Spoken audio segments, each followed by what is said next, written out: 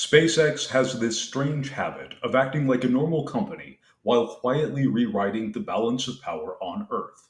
One day, they're launching internet satellites. The next day, they're giving a small country the ability to ignore a larger neighbor with very loud tanks. If you've ever wondered how a rocket company ended up sitting at the geopolitical adults table, stay with me. This story explains why every government now treats SpaceX as both a lifeline and a fire hazard.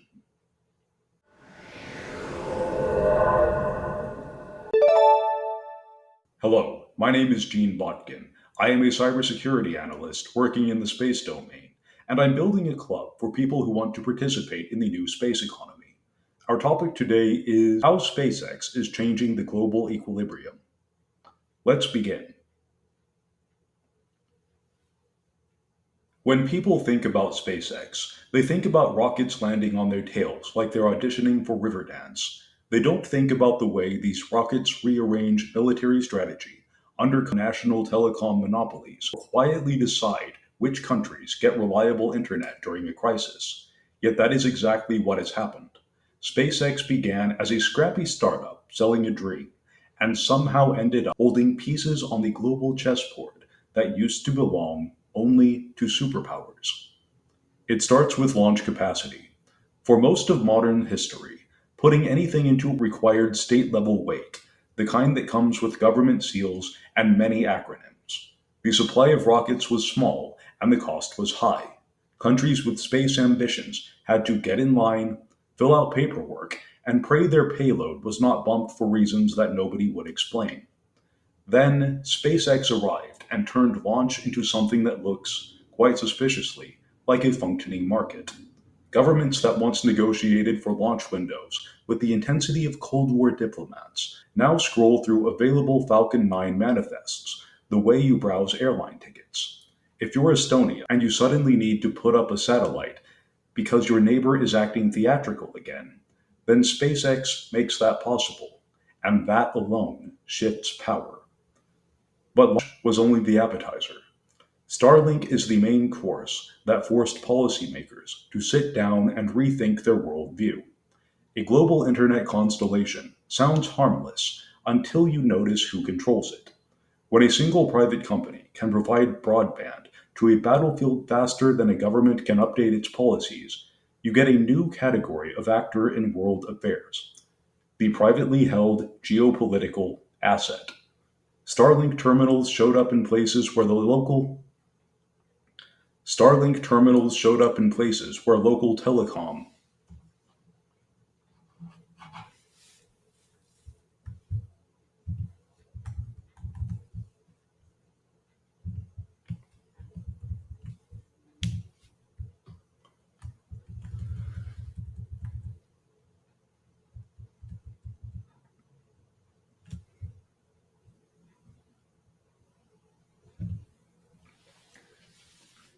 Starlink terminals showed up in places where the local telecom had collapsed, been bombed, or never existed. Suddenly, connecting to the world did not require permission from the state you lived in. It required a suitcase-sized antenna and a clear view of the sky.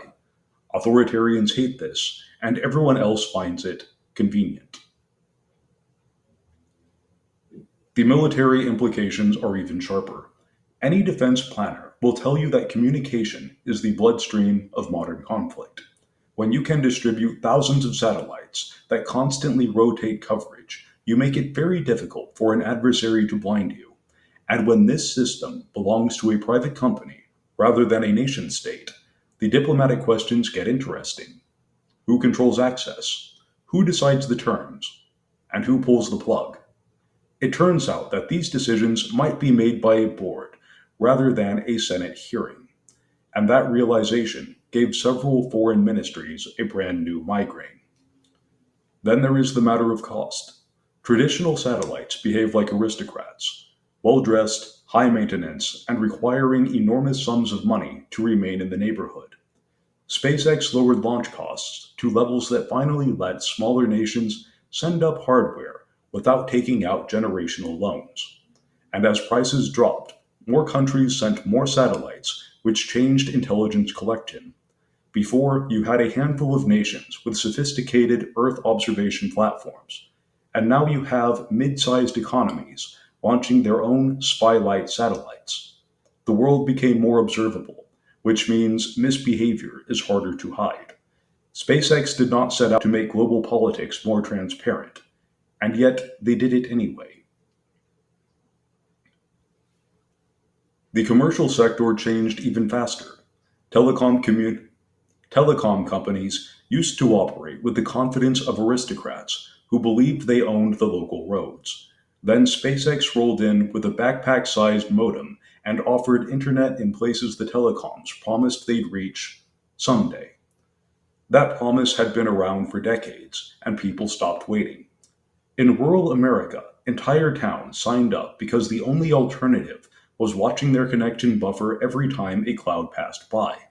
And in developing countries, Starlink allowed businesses to operate from villages so remote that they made Google Maps nervous.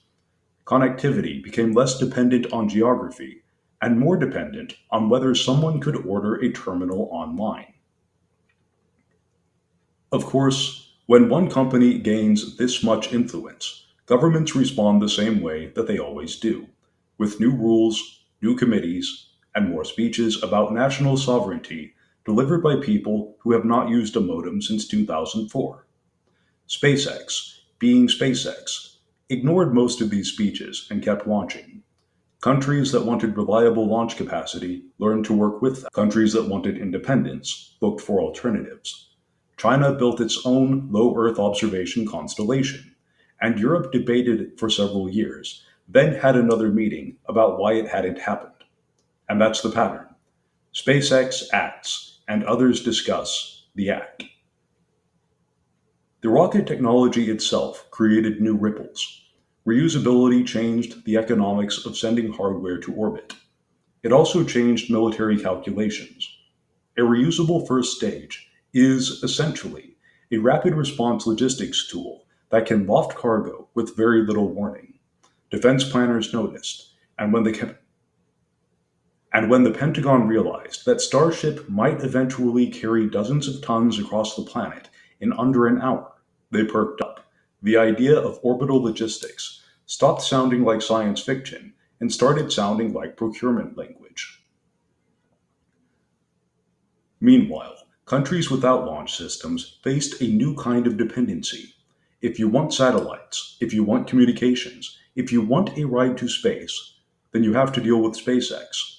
It's like discovering that the only gas station in town is owned by someone who enjoys experimenting with flamethrowers. You'll still buy gas, but you'll do it with a certain cautious respect. There is also the cultural influence. Young engineers don't dream about working for national space agencies the way they did in the Apollo era. They dream about SpaceX. Governments can write patriotic copy about mission driven service, but SpaceX can show a video of a booster landing on a ship in the middle of the ocean. And guess which one wins? Talent migrates toward the private sector. National agencies shrink, and their dependence on commercial capacity grows. That too affects global equilibrium. The center of gravity in space moves from nations to companies. But one of the strangest parts of this story is how quickly it happened.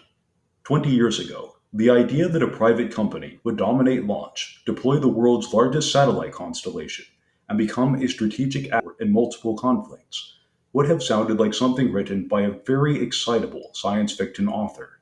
And yet here we are, living in a world where a telecom outage in a mid sized country can be fixed in an afternoon by someone tweeting at SpaceX support. And it all happened because the company treated space as a place to build services instead of a place to plant flags. Governments talk about prestige. SpaceX talks about throughput. Governments plan multi-decade programs, and SpaceX writes schedules the way children write Christmas lists. Governments prepare for budget hearings, and SpaceX prepares for the next launch. In a competition between bureaucracy and momentum tends to win. So the equilibrium shifts. Countries once defined by their slow adoption of technology now leapfrog into the digital era using Starlink. Militaries rethink their entire doctrine because a private company made their old models look quaint. Regulators scramble to write policies for problems that did not exist a decade ago. And space, once the exclusive playground of superpowers, becomes accessible to any nation with a reasonable budget and a dream. SpaceX did not set out to be a geopolitical actor. It simply followed its incentives. But when your incentives involve launching thousands of satellites, selling global broadband, reshaping supply chains, and deploying heavy rockets at a pace that makes space agencies sweat, you become part of the geopolitical system, whether you want to or not. Countries rely on you. Militaries rely on you. Economies rely on you. And the world tilts. That tilt is the new equilibrium.